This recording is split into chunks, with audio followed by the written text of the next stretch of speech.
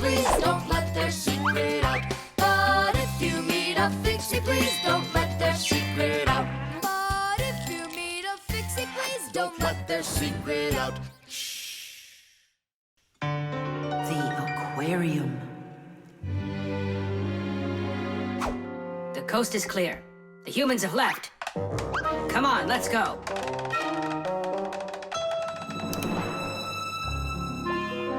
Masiya, why are the fish looking so tired? 'Cause they're not getting enough air in there. The water in the aquarium is dirty and it needs air, but the filter isn't working. The filter? Yes, that device over there.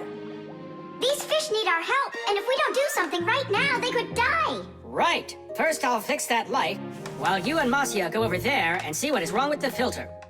But I want to go and look at the filter too. You're too small for this. Oh, whoa, whoa, whoa. And you're a giant. I mean, you're like 6 feet tall, huh? That's enough arguing. Nolik, let's go.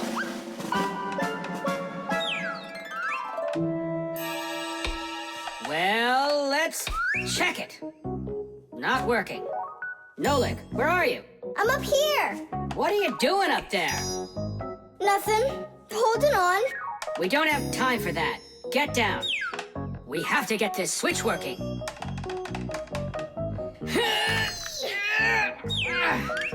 Masiya, what's the matter with the filter?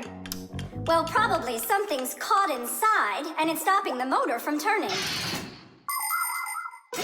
A filter is used to keep the aquarium water clean. A motor in the filter turns the paddles and pumps water through a fine net or a sponge. The dirt in the water gets trapped in there, and the cleaned water is put back into the aquarium. Many filters not only clean the water, but also add air to it, so there will be more oxygen in the water. You see, even though fish live their lives in water, they need oxygen just like all of us.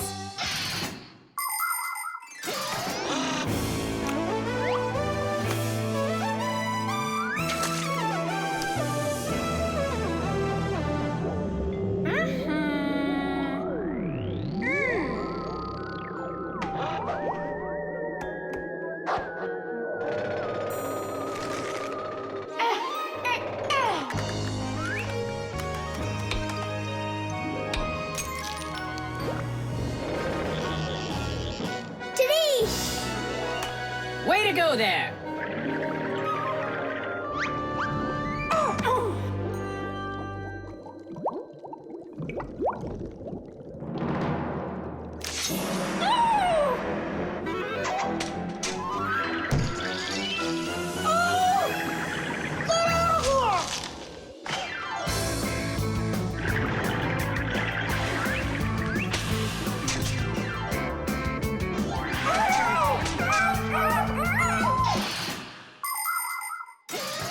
There are lots of ways for people to breathe underwater. As an experiment, try putting an empty glass upside down in water, and you'll see that some of the air stays in there. That's the idea behind the ancient diving bell. An empty bell was lowered under the water, and some of the air remained in there for the diver to breathe. And about 200 years ago, the first diving suits were invented. The diver got air from a hose that started above the water. This let the diver spend a long time under the water and even walk around on the bottom, but just not too far. Later on, people learned to squeeze a lot of air inside of metal tanks, and that's when scuba diving started. Scuba divers breathe the air stored in these tanks so they can swim freely and even dive deep down below the water. Our work is done. The light is on, and the filter is working. And the fish look so excited. As if they're not fish, but monsters. Thank goodness they're behind glass. Papus! Just hang on. We'll be right there to save you. But I don't even have my pack-a-mat. Ooh, look how they're chopping their teeth. They must be so hungry. You're right. They're hungry. Nolik, come on.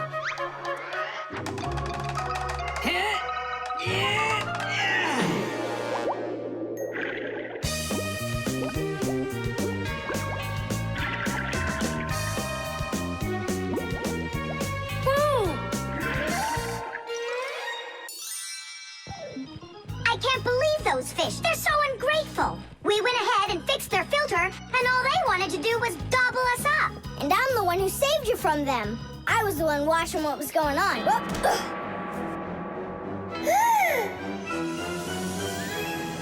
Oh, gee. Hold it. Do you think giving her some food will help? As long as you're not thinking that food is me.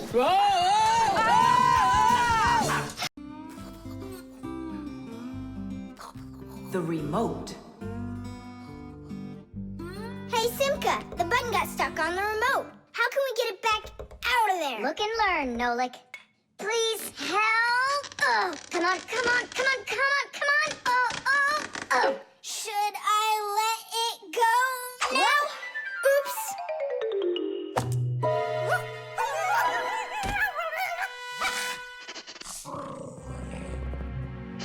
Nolik, hide somewhere.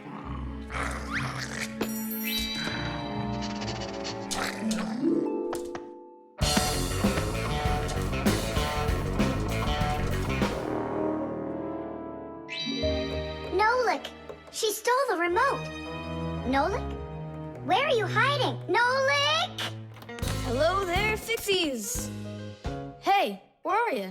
Hey, Tom Thomas, you got here just in time. Chusaka ran off with the TV remote. And so what? I can turn it on without it. And my favorite cartoon is just about to start. Forget about the cartoons, will ya? Nolik is missing! I'm afraid Nolik hid inside of the remote. And Chusaka took it. Oh no, Nolik's in big time trouble. Tom Thomas, there must be something you can do! Chusaka, Chusaka, come here. Where is that dog hiding? I'm gonna go look in the other rooms. Simka, Tom Thomas, here I am. I'm over here. For now, I'll wait here. Chusaka's not out there. Where are you? Hey, Simka, I ran to get a pack-a-mat. what are you gonna do with it? I'm gonna search for the infrared ray that comes out of the remote. That's so great! But what is it? I'll explain it to you. Inside of most remote controls, there's a special type of light bulb called a light-emitting diode, or LED for short. When we press a button, the LED sends an invisible infrared ray. And in the TV, there is a receiver for these invisible rays. The TV understands the command that comes from the remote control and carries it out, like changing the channel or the volume.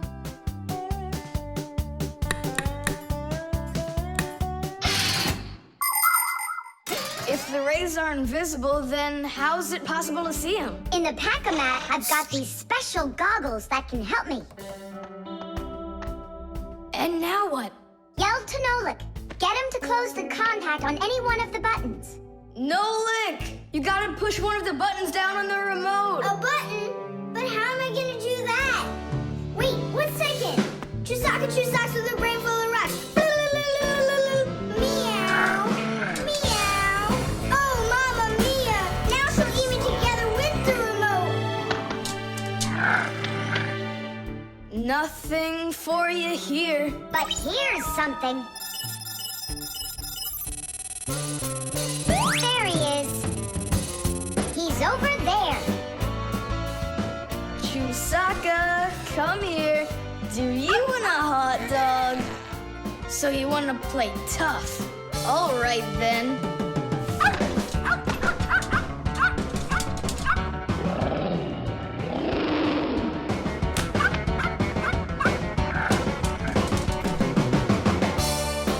Hooray!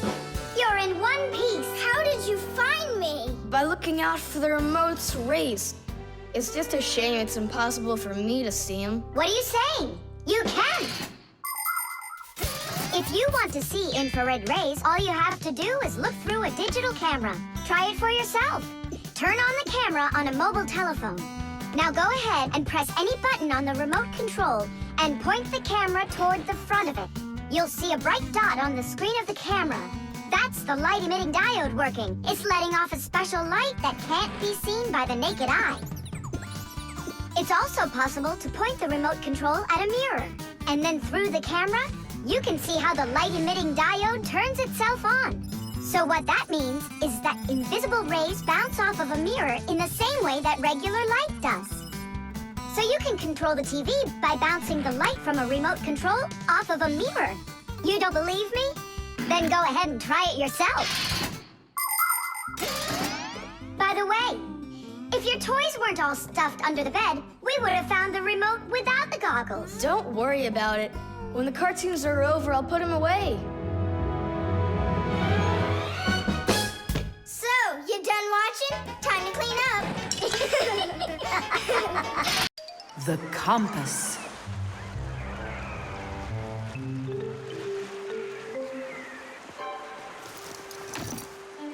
Pipe all hands on the deck. Aye, aye, mateys. Shiver me timbers. Simka and Nolik, what you doing here? We're not Simka and Nolik. We're courageous pirates. Yeah, pirates. And today we leave home for the sea. Are you with us? Yes, I am. Hooray! You mean no? No hooray? Oh, yeah. You can't join us without a test. Go and find a special thing. Something no sailor should ever sail the sea without. I can do it, but how? With a map. And it's over there. I've never seen a map that's this puny. What are you talking about, puny? That took us a half hour to make. From where you're standing now. Uh-huh. From here, you mean? Guessed it right. First, head to the north until you will find... Hold on. But where's the north? It's where the North Pole, ice, and polar bears are. But how do I know which direction the North Pole is? By compass, of course. A compass is a special tool that helps sailors and pilots know in which direction they're traveling, whether in the air or on the sea. Our planet is like a big magnet that has two poles, the North Pole and the South Pole. These magnetic poles help the needle in the compass find its way. The needle is magnetized, so one of its ends will be attracted to the north magnetic pole and point at it, while the other end will always point towards the south. That I know, but there's no compass around here. Then let's make one by ourselves. Out of what? We can use a needle. We just have to magnetize it. And how's it supposed to turn around? In a saucer of water.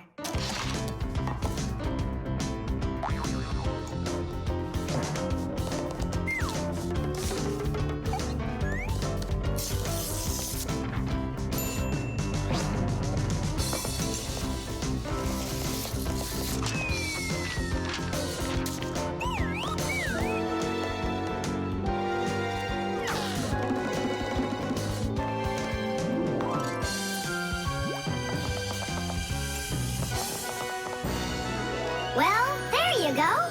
Now one end is pointing in the direction of north and the other to the south.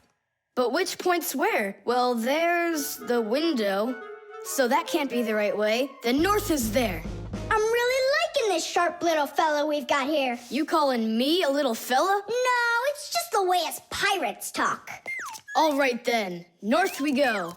First, head to the north until you see a sleeping monster. Mateys ahoy! Monster on the horizon! Let him do it himself. Now turn to the left and go 300 paces more.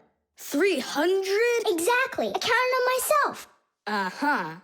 Okay, then that means I'll go 1, 2, 3.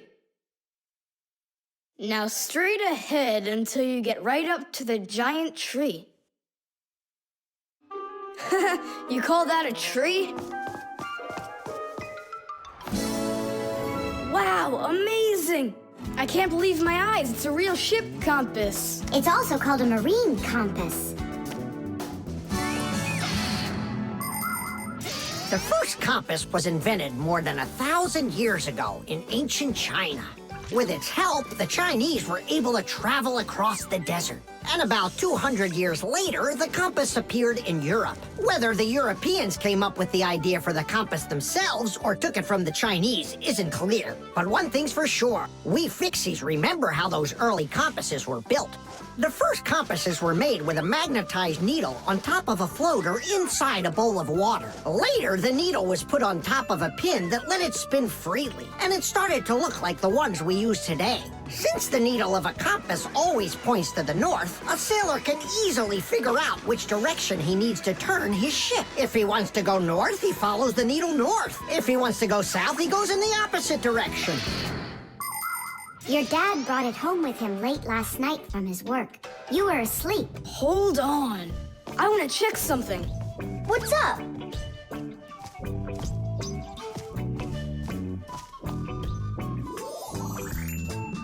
Yeah, they line up together. Of course they line up. If not, how else would you have gotten here? We're done with the needle. It has to go back. First, head south 600 paces. 6 for you, matey. The internet.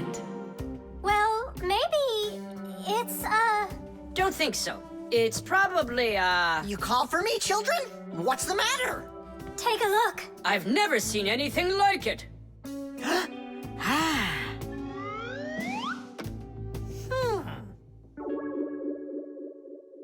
What in the world could it be? Hit!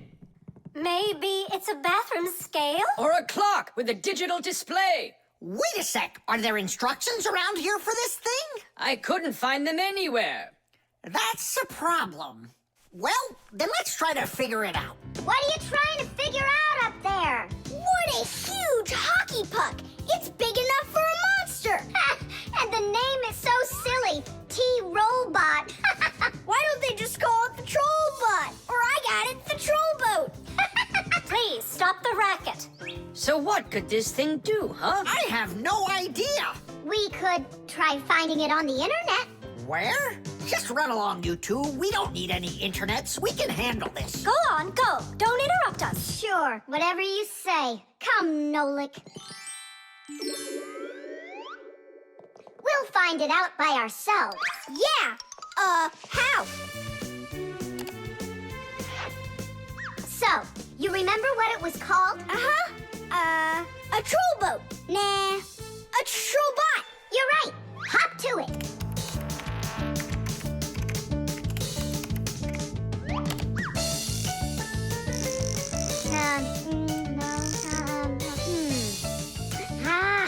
That's not it. Oh, T-Robot.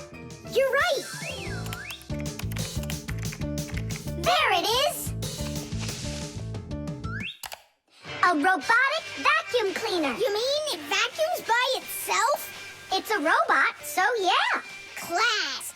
There's just so much cool stuff in this computer.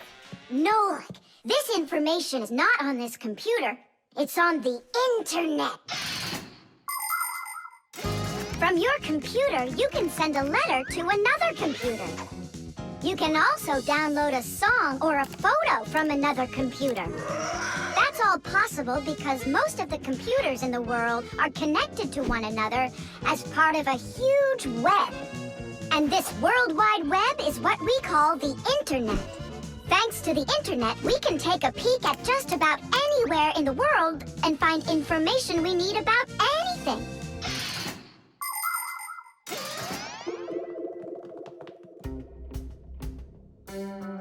It's an electronic vegetable slicer. No, it's a printer for round sheets of paper. There's no way. Grandpoos, we found out what they do with it. You're back again? You mustn't interrupt the adult. Just wait a second. Nolik, turn it on. Turn what on? Don't you turn on anything. Ready, set, jump!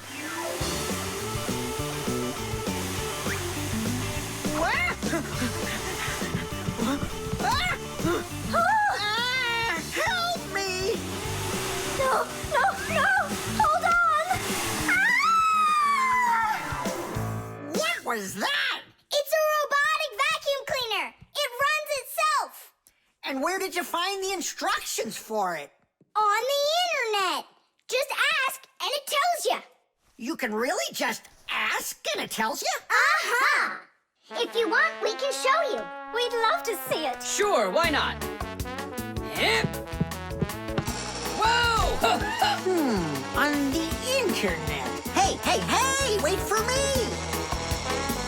What's an elephant weigh? What's an elephant weigh? What's an elephant weigh? The answer's easy to get. It says it weighs 5 tons. It says it weighs 5 tons. It says it weighs 5 tons here on the internet. It says it weighs 5 tons. It says it weighs 5 tons. It says it weighs 5 tons here on the internet. You send a letter to me, I send a letter to you. You send a letter to me, it's just so easy to do. We're writing letters now. They're fun to send and to get. We're writing letters now through the internet. We're writing letters now. They're fun to send and to get. We're writing letters now through the internet.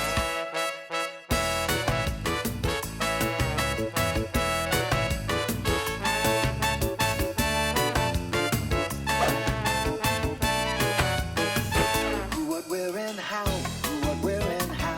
Who, what, where, and how. The answer's simple to get. Every fact you need, every fact you need, every fact you need is on the internet. Every fact you need, every fact you need, every fact you need is on the internet. Reflexes. Add this to that. Now what do you get? Ah, 3. Don't you remember? Bark, bark, bark. All you have to do is bark 3 times. That's too hard a trick for Chusaka. Maybe you could teach her to jump through a hoop. I already tried. She just sits there. Come on, Chusaka, give it a try. Try showing her this sugar. Chusaka. Alley-oop. Come on, jump. See you, Tom Thomas. It's time for us to go to school. See you later, animal tamer. Great job, Chusaka. Our lesson for today is on the subject of reflexes. I'll write it here for you. R. What's the lesson? Someone's late again. Ah, colleague, my glasses are gone. Are they here? They're right there on your forehead. Ooh, how about that? Forgive me for interrupting. Let's continue our class. And so, Thanks so much. so you turned into screws again. Does anyone know why that is? Because we have to hide ourselves from humans. But you don't have to hide yourself from Professor Eugenius. But we didn't know it was him at the door. Right you are. You had already transformed before you had time to think. And that's what we call a reflex. To explain it in simple words, a reflex is when our body reacts to something automatically without needing any time at all to think about it. When we touch something very hot, we instantly jerk our hand back. When we're about to fall, we swing our arms and legs to try to keep our balance. Just imagine what would happen if we started thinking how and in which direction to move them. So it's fair to say that our reflexes help to protect us.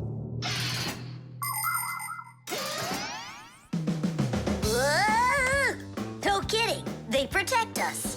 Ugh, my nose itches. Achoo! Excuse me, I didn't mean it. Professor, sneeze. Is that also a reflex? It most certainly is one. Fire didn't want to, but then his nose tickled and achoo. Bless you, too. Thank you. And, do dogs also have, reflexes? Of course dogs have reflexes. All animals do. Yeah. It's something all good animal trainers know. They use the animals' reflexes to teach them tricks.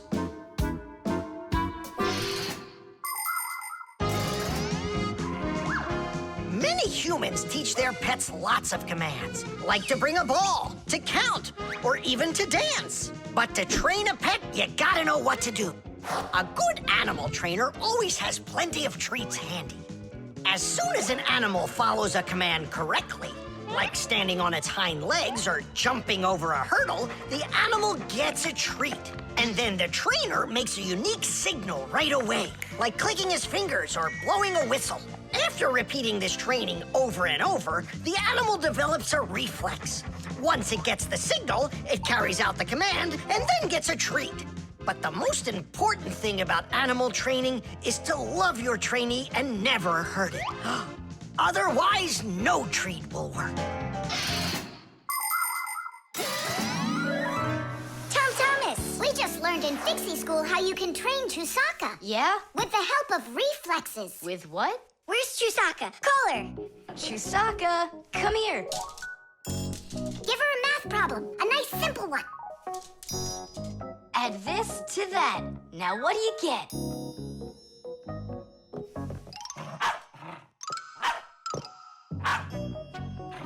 It's a miracle! 3! You got it! No, it's not a miracle. Science is what it is. You know how Chusaka barks whenever she sees a Fixie around. That's what we call a reflex, you know. I understand. And do you know how I can teach her jumping? Well, we didn't figure that out yet. Wait a sec, I know how. Chasing Fixies. Isn't that one of Chusaka's reflexes? Probably, That's great, so let's go and train the dog.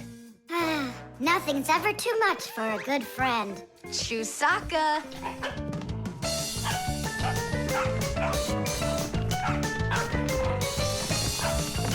It's pretty tough work being a dog trainer. The baby monitor.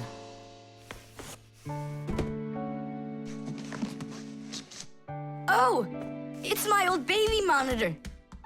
On. Check. Checking. 1, 2, 3. Checking. It's working. Why don't we give it to the Johnsons? They just had a baby the other day. This is mine, and I'm planning on using it. Aren't you a little too big for it? No, I'm not big at all. Well, I didn't realize that you're still a little boy. And a greedy one at that. They're never gonna notice this. Hey, Fixies, are you here? We're here now. Why did you call us? I gotta show you how I turned into a mind reader. I find that just a little hard to believe. Okay, then I'll show you. I'll leave you alone, and then you'll hide this button wherever you want. Then I'll come back and find it. You got it. So where's a good hiding place? Well, we gotta think of one. Right here, under the keyboard. Great! Go on, Nolik. Come on in. We're ready for you. And now, I'm going to read your thoughts. Here I go. You hit the button here. Look! Ta-da! He really does read minds. Oh, that was a lucky guess. Bet you can't do it again. Well, I bet you I can. We're gonna have to be sneakier. Verda, she's the most beautiful girl in our class. She knows it, too, and doesn't hesitate to use it. She can even be a bit sneaky, like when she needs help with her homework. Then Digit suddenly becomes her best friend. But if she doesn't want to carry her pack-a-mat, she'll say, "Fire, please help me. You're just such a strong Fixie." But all us boys like her just the same. Digit does, and Nolik does, and I guess I do, too. Although, I really like Simka more. Or maybe Verda. Or both of them. I haven't decided yet. Verda can be difficult and even bossy sometimes. But one thing I know for sure, Verda's a good friend. A friend that'll always come help. Well, that is if she's able to pry herself away from the mirror. I think that we should throw it down into this pencil cup. But then we concentrate on another place. That is good, but it won't work, Fixies. Come on in.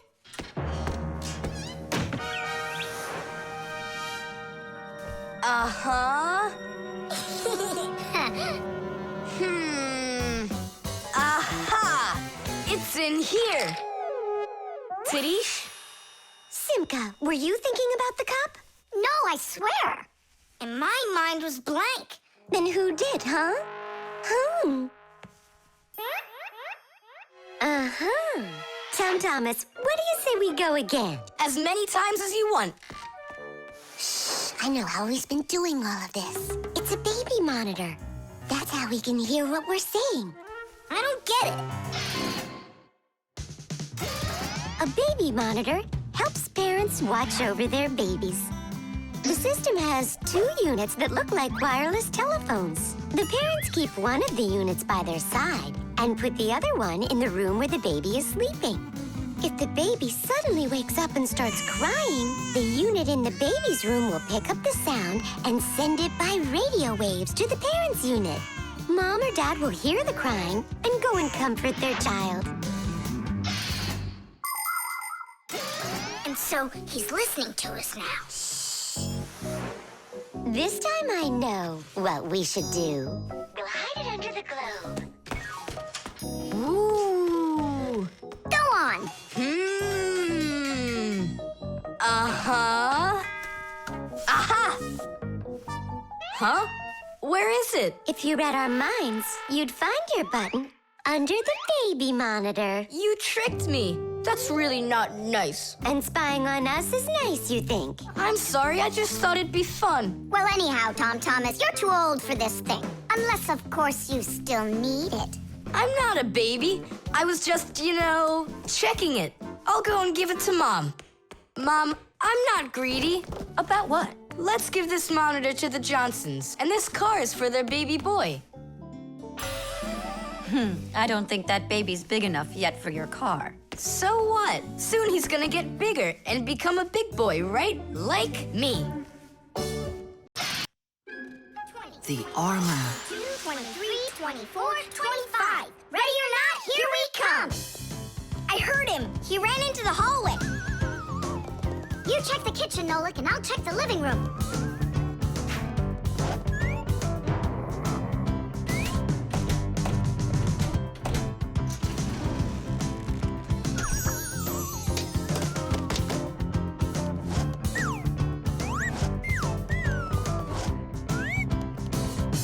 Well, I just don't get it. Where could he be hiding? The office. We forgot to check in there.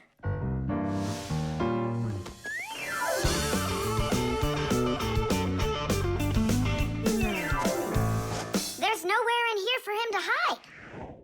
Inside the shark.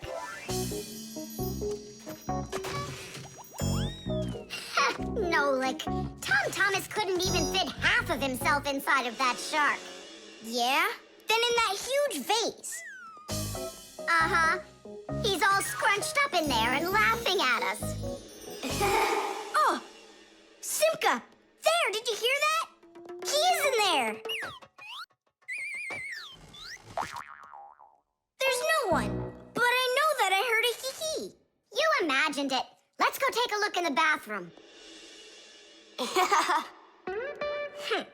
I imagined it.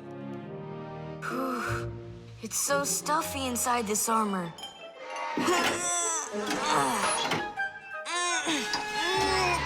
The arms got stuck.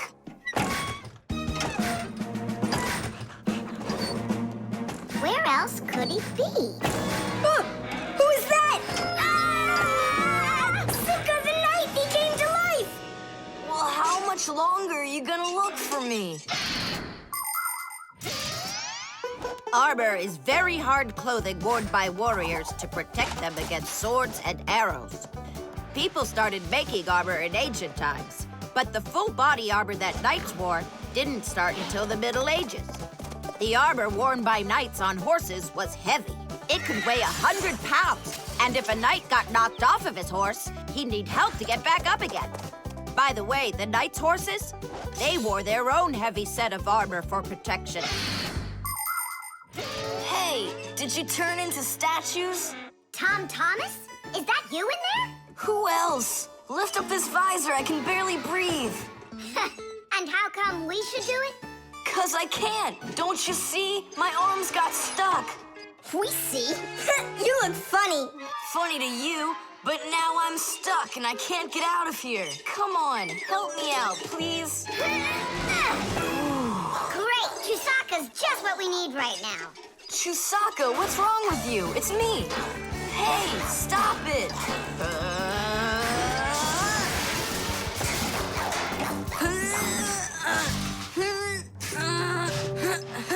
Help, I can't get up. Come on, let's undo the latches, Nolik, quickly.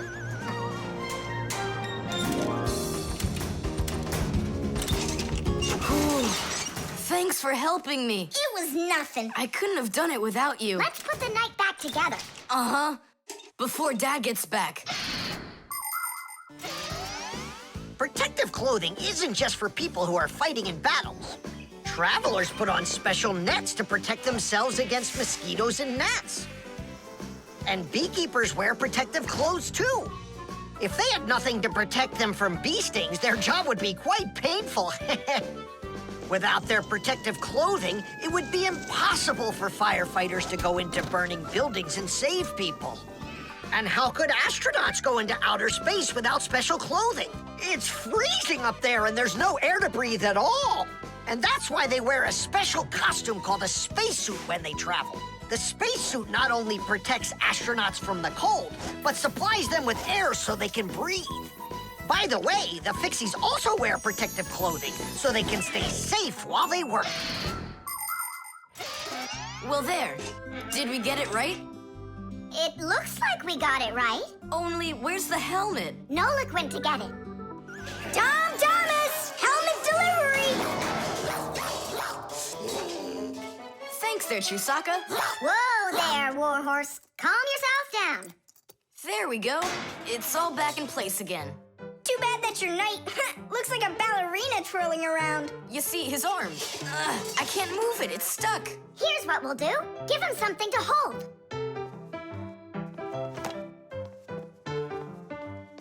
Well, how's that look? Perfect. Now we can paddle into battle. The vent. Tom Thomas! Tom Thomas! Okay.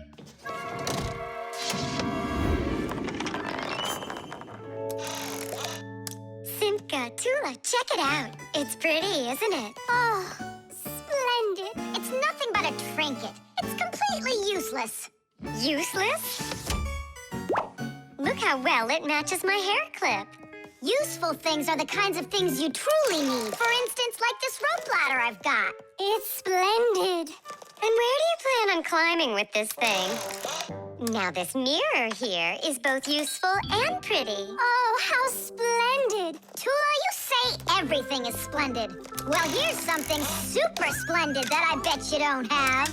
Oh, what is it? It's a mechanical super claw. It must be just perfect for scratching your back.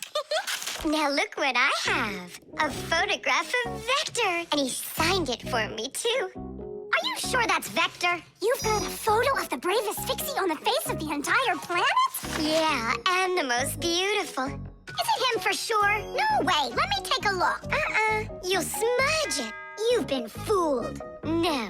Yes. Jealous? You are. My photo! Oh, no! What was that? A draft. This is completely your fault. It's not my fault. It's your fault for bragging so much. Please, girls, stop fighting. Let's go find it.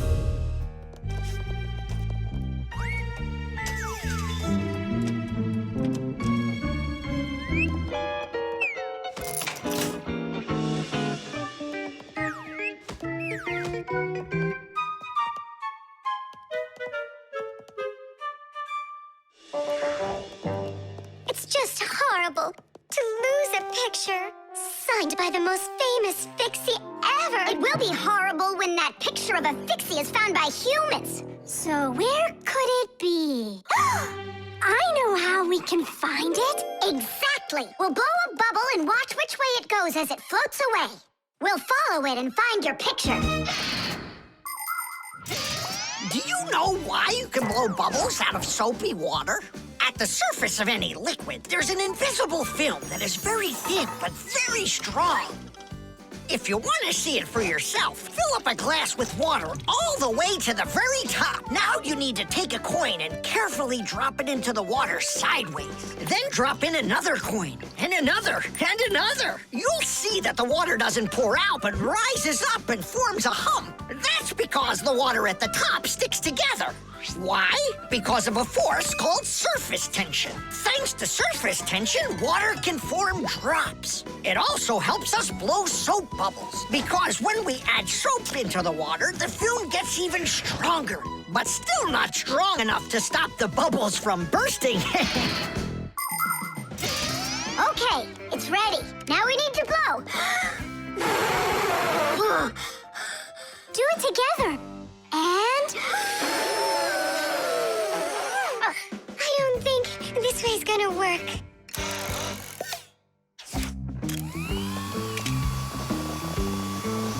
Look, it's flying! We did it! The vent, of course! Why didn't I think of that before? Have you ever seen holes in the bathroom or kitchen that are covered with grids? Well, those are called vents. And behind the vent is a long pipe called an air duct. Unpleasant odors and musty air can be forced into the ducts and sent out of the house. And if you want that old, stale air to leave the house even faster, open a window and let in some of the fresh air from outside. Keep the air in your home as fresh as it can be. Hey, take a look! It got stuck over there! Get it before it flies away! How can we grab it? What do you mean? Don't you remember what I've got? Tish! Thank you, Simka. What would we ever have done without your mechanical claw and your fantastic ladder? Then here you go, a present for you. Oh, thanks, it's just great. And I want to give you this. Oh, gee, it's just splendid. Simka, are you here? Huh, what you got there, Simka? A little mirror. It's pretty, don't you think? Oh, you girls. You're all the same. Paper. Hey, Tom Thomas!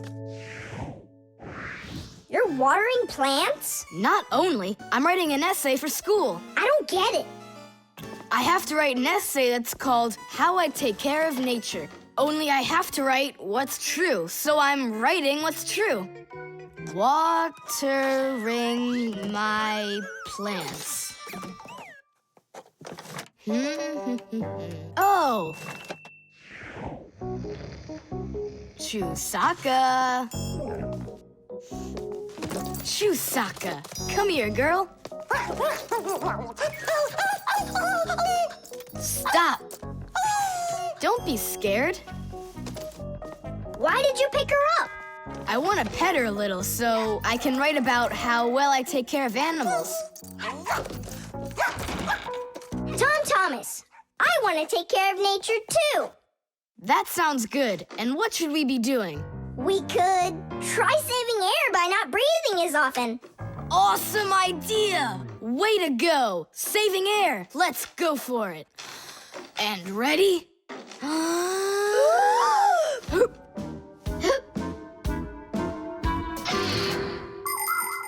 Humans invade nature and destroy more and more of her riches with each passing year. They extract her minerals and oil, cut down her trees, and pollute her air and water. They do all of this to produce food and all sorts of other things. It's a shame that people don't really need all these things that they produce.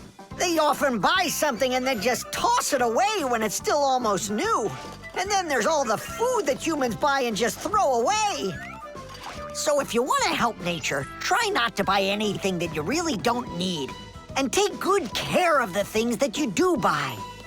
And you can be sure that we Fixies will do everything we can to make your things last as long as possible.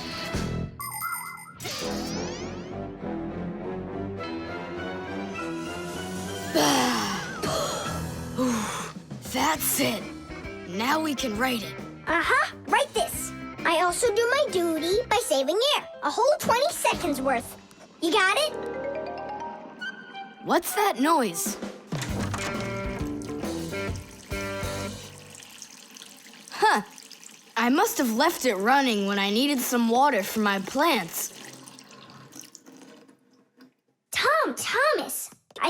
should write that you're saving water, too. It really matters, because there's not enough of it. Nolik, that's a good idea. Let's add that.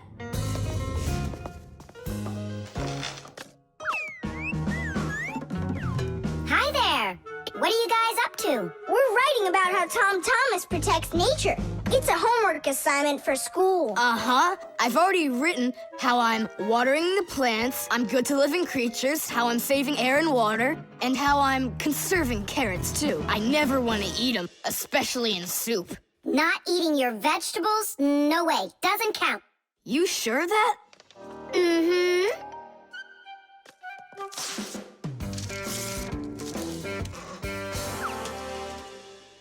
Why did you rip your paper out? You won't let me say how I'm conserving carrots, right?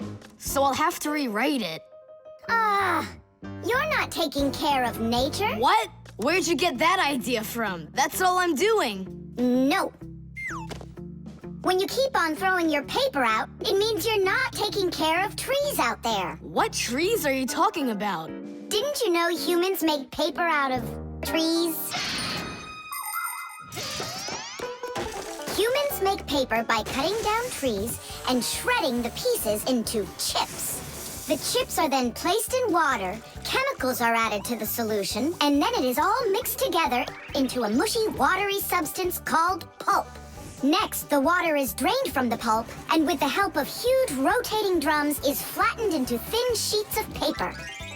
So you see, to make new paper, humans have to keep cutting down trees.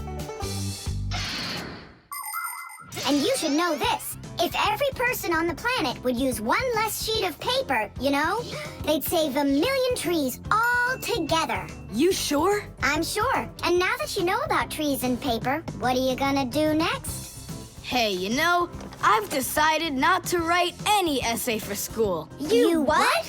I want to help save more trees by using less paper, that's all. Oh, Tom Thomas, you're my hero.